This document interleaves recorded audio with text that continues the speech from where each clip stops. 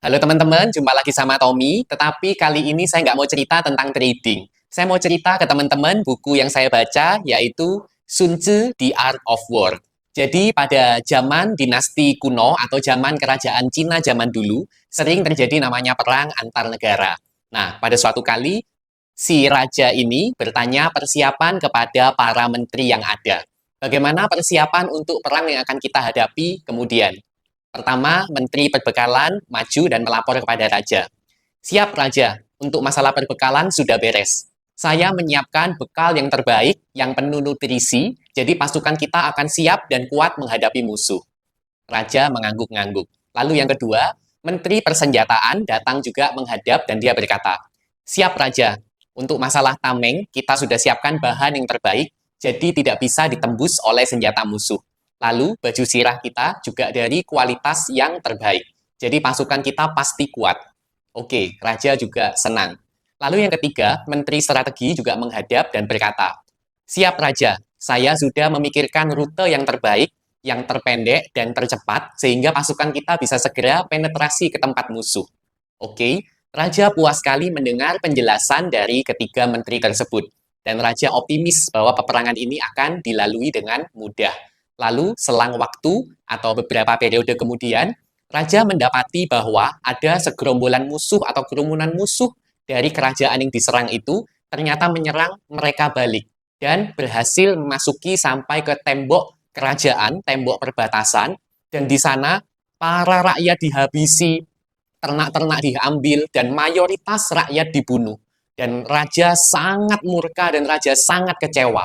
Bagaimana mungkin segala persiapan yang sudah dilakukan sudah sangat baik, maka raja melakukan investigasi terhadap apa yang terjadi di peperangan tersebut.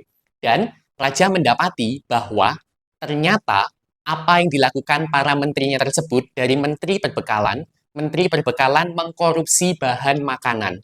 Sehingga makanan yang sampai ke para prajurit jumlahnya sedikit, kualitasnya buruk, bahkan busuk, dan para prajurit menjadi sakit perut dan tidak punya tenaga untuk menghadapi pasukan musuh.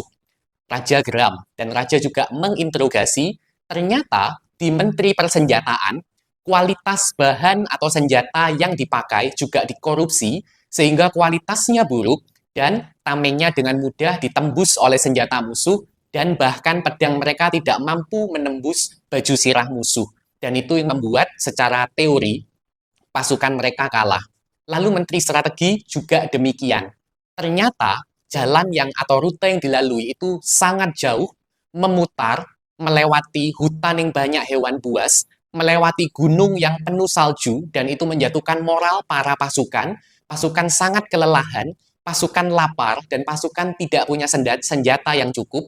Jadi pasukan mereka kalah telak di markas atau di benteng musuh.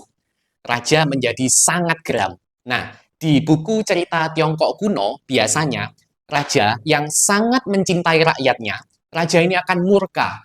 Dia akan menangkap para pejabat korup ini, dan dia akan mengadakan pengarakan atau menangkap serta membawa keliling para pejabat korup ini, sehingga bisa disaksikan oleh seluruh rakyat, seluruh warga, agar para warga tahu siapa dalang dari kehancuran negara, dan akan dieksekusi di taman kota dengan disaksikan oleh para keluarga dari pejabat korup ini. Agar seluruh mata melihat bahwa ada pelajaran bahwa pengkhianatan akan merusak generasi bangsa ke depan. Itu yang biasanya terjadi. Tetapi ada juga hal yang tidak mungkin terjadi, yang saya tidak pernah baca di buku-buku dinasti Cina atau kerajaan Tiongkok kuno. Apa itu yang tidak mungkin terjadi? Ternyata raja tidak mencintai rakyatnya, tetapi raja justru membenci rakyatnya. Apa yang dilakukan sang raja?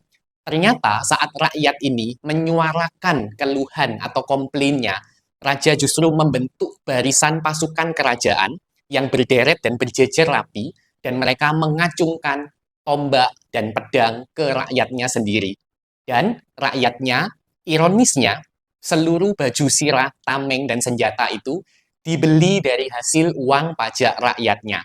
Dan raja justru malah menaikkan pajak rakyatnya lebih tinggi di tengah situasi yang kering dan gagal panen, dan rakyatnya menderita. sedangkan uang hasil pajaknya itu digunakan raja untuk melindungi para pejabat korup itu, dan mereka mengadakan pesta pora.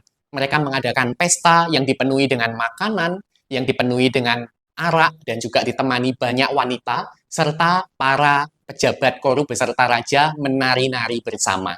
Itu hal yang tidak mungkin terjadi atau tidak pernah diceritakan. Tetapi, seandainya hal itu terjadi, saya bisa membayangkan apa yang rakyatnya pikirkan dan akan lakukan. Saya membayangkan jika para rakyat itu yang kecewa dengan kerajaan, mereka akan berkumpul bersama. Mereka akan merencanakan sesuatu bersama, walaupun dari sisa-sisa, dari harta sisa yang ada, dari jumlah warga yang ada, dari jumlah orang terbaik yang mereka punya. Tetapi dengan satu syarat, para rakyat ini atau para warga ini tidak boleh saling menyerang atau menjarah satu sama lain, karena itu akan mengurangi kekuatan mereka. Jadi, orang-orang terpilih dari yang tersisa ini, mereka akan melakukan gerakan namanya people power, dan mereka akan membunuh, mereka akan menyandra keluarga dari pejabat korup ini, bahkan ada yang sampai meracuni, sehingga para pejabat korup ini yang menjadi dalang kehancuran negara, mereka bisa dibasmi. Dan intinya, masa depan mereka lebih terjamin. Dan sesudah itu terjadi, mereka akan datang menghadap raja, akan menggulingkan paksa pemerintahan saat itu, sehingga mereka bisa memilih raja yang baru untuk masa depan yang lebih baik.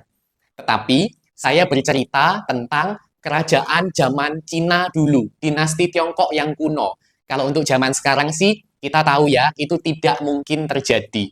Karena sekarang sudah ada sistem pemerintahan yang lebih baik. Bukan kerajaan, tapi demokrasi.